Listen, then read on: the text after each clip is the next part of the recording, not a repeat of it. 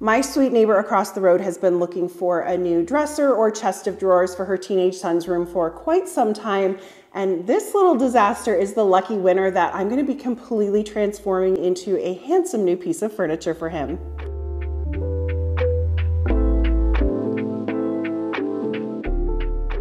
Hello, my furniture friends. Katie here from Salvaged by K. Scott. The new owner of these drawers has requested a pretty simple black finish, but most of this video is going to be focusing on getting this thing fixed, functional, and ready for a new paint job. It's obviously caked in a ton of different colors already, with lots of chips, peeling spots, and even the hardware's been gooped right over, and all of the drawers are falling right out of their spots all over the place.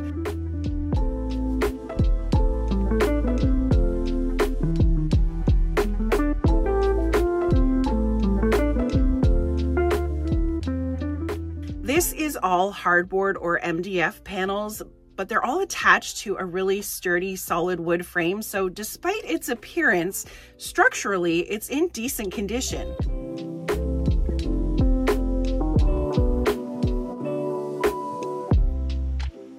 The first thing I'm going to do is pull these drawers all the way out, remove the hardware, and take a look at the tracks. I should also mention here that this isn't really the kind of furniture that I'd usually recommend for a flipping project. It's in pretty bad condition, and the expense of the materials and the labor involved to fix this thing up aren't ever going to match or surpass the overall value of this piece. But I do love a good challenge. I love helping out a friend, and it's a really great opportunity for me to show you some ideas on how to go about making some of these repairs. One of these nylon drawer guides is broken, and it looks like one has already been replaced. And taking a look at the corresponding tracks inside the box, they're all broken too. So I will need to replace the broken guide and these tracks, but I'm going to do that a little later on.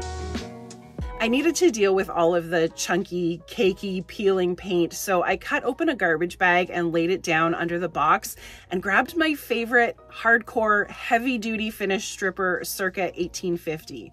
This is a Canadian product, but I think the US equivalent or alternative would be Quick Strip from Home Depot. I geared up with my respirator and my safety glasses and poured out a pretty liberal amount over the top of the dresser and the drawer fronts and spread it all out with a chip brush.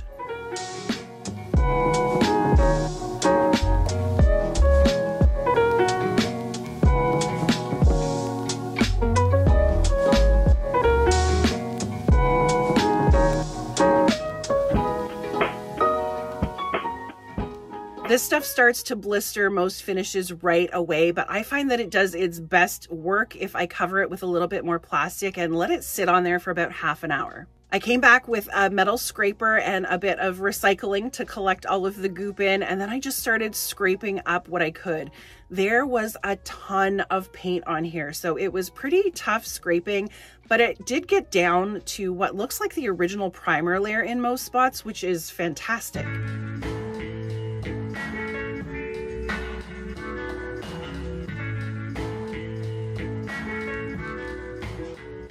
I did end up deciding to brush on another layer of stripper just to get a few stubborn spots on the top, and then I moved over to the drawers.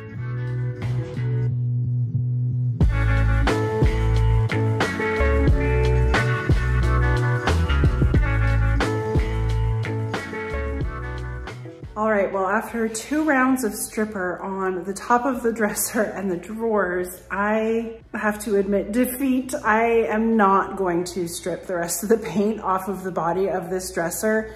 The stuff on the sides and the frame is pretty well adhered anyways. It's not peeling or chipping the way the top and the drawers were. So I think I'm gonna take a second to clean up all of this stripper gunk around the garage and then start sanding and cleaning. I need to clean it. It's gross in there.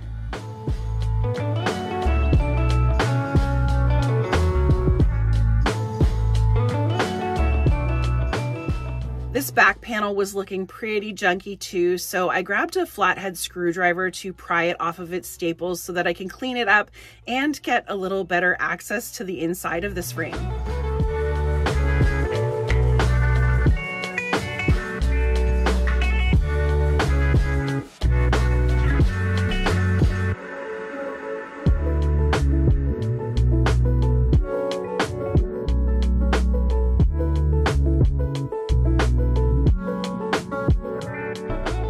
I vacuumed up all of the dust and cobwebs, removed the other drawer guides that keep the sides of the drawers from rubbing on the frame, and popped out all of the broken tracks. Now it's time to sand. There's nothing left of whatever the original finish was on here. It's literally just a bit of primer right over the hardboard. So I'm just sanding with some 150 grit to smooth out what's here.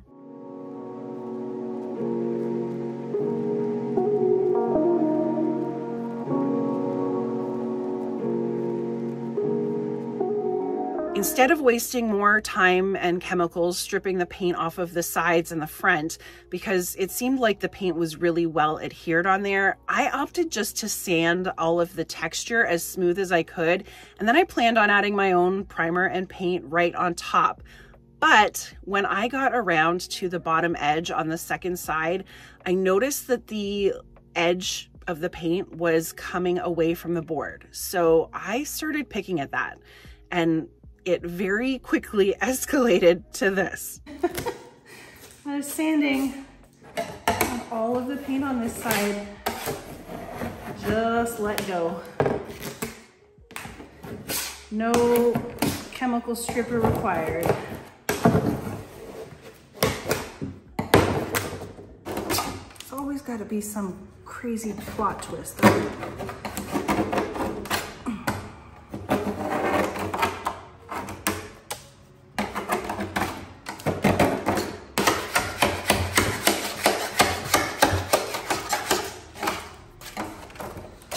For anyone who's ever commented, you make it look so easy. Guess what? It's not. Obviously, I couldn't proceed with putting my own paint over this stuff, so I spent about an hour and a half with my painter's tool chiseling and scraping this junk off of the rest of the dresser. And I bet I could have skipped the chemical stripper on the top and the drawers if I'd tried to use my heat gun on it first. Oh well. When I had the body all sorted out, I went back to my sander to get the rest of the junk off of the drawer fronts and clean up all of the paint splashes, drips, and stains from the sides and insides, and get them looking as fresh and new as I could.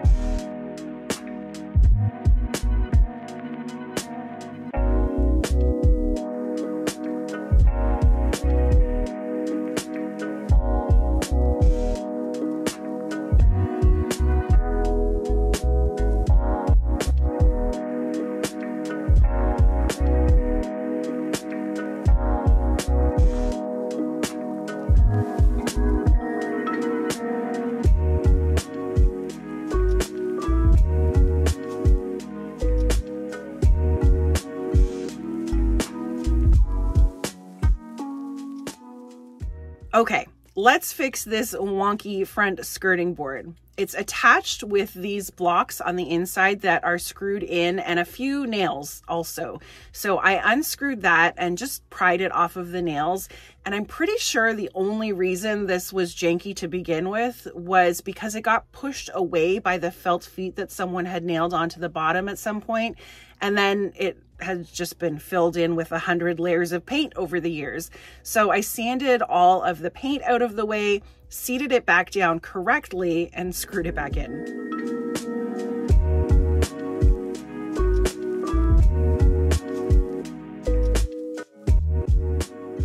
Now for the drawer tracks. I picked up a bag of these wooden replacement tracks from Amazon last year, and I've been able to use them on a few different projects now. But for this dresser, I only need the inside sliding piece. The original slides had this little tail on the end that sits inside the back frame piece to hold them, but that is too carpentry for me. So I'm just going to use these little L brackets and screw them into the frame instead.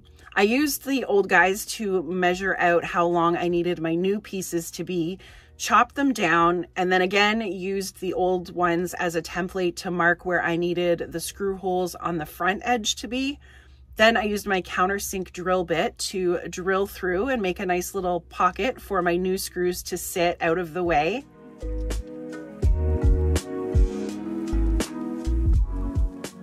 On the other end, I attached the L brackets and then figured out where to stick them.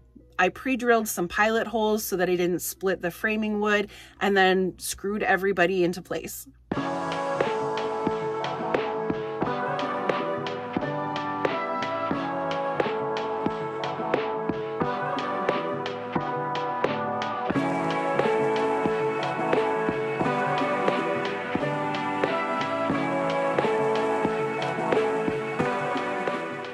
To attach them on the front of the frame, I needed to use this handy 90-degree extension that just helps install the screws in tight spaces where your drill doesn't fit.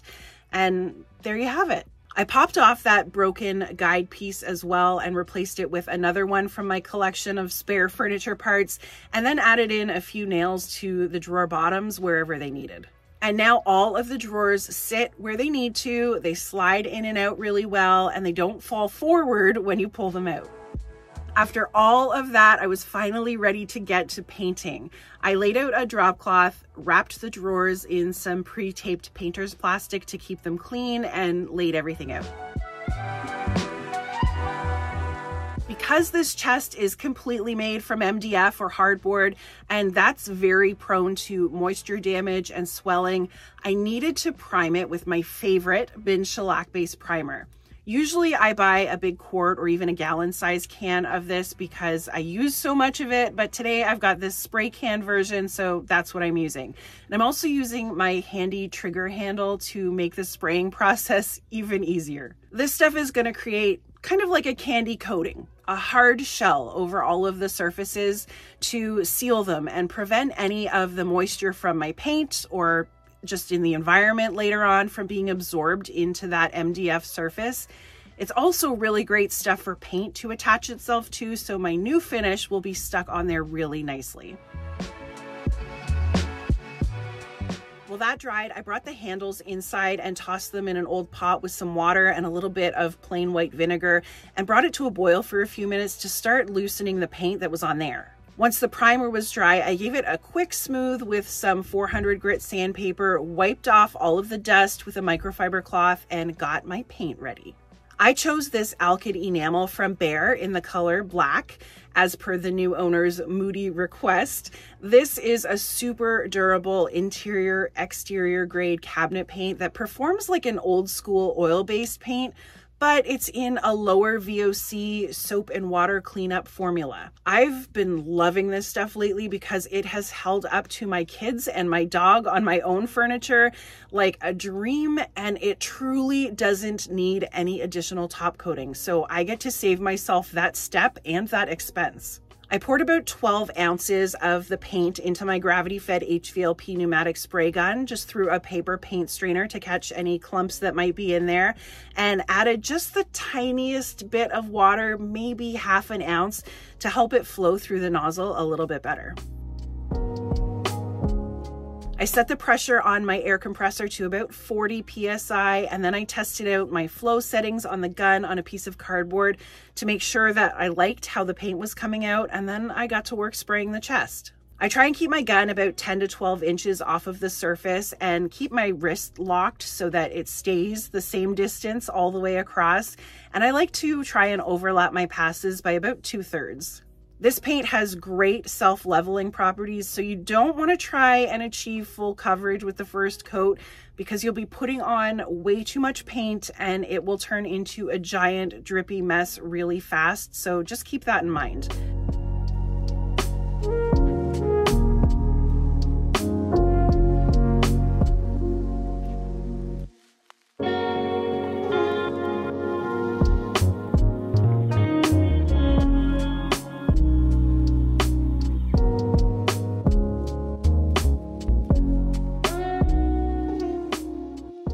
This stuff has a 4 to 8 hour recoat time, but it was super humid the day I was painting this. So I turned on my box fan and the fan on my shop heater to get the air moving in the garage. And I let this first coat dry for about 10 hours. I had a couple of little bugs land in my first coat, so after I snuck back out to the garage at 11 o'clock at night, I gave the top a quick rub down again with my 400 grit sandpaper and sprayed on the second layer.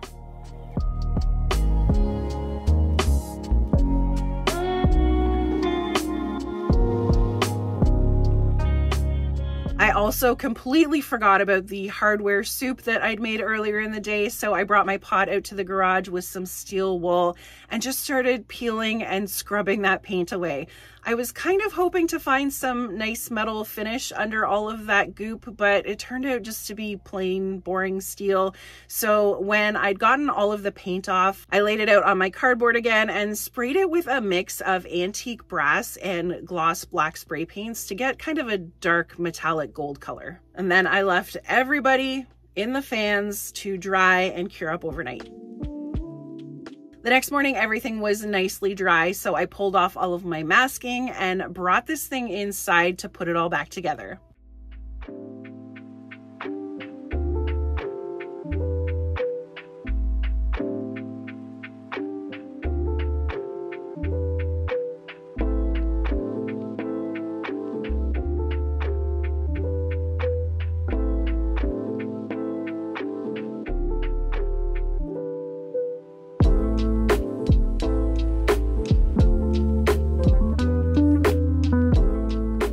I know that the new 14-year-old owner of this chest has zero interest in being part of his crazy neighbor's YouTube video, so there's no big reveal or reaction.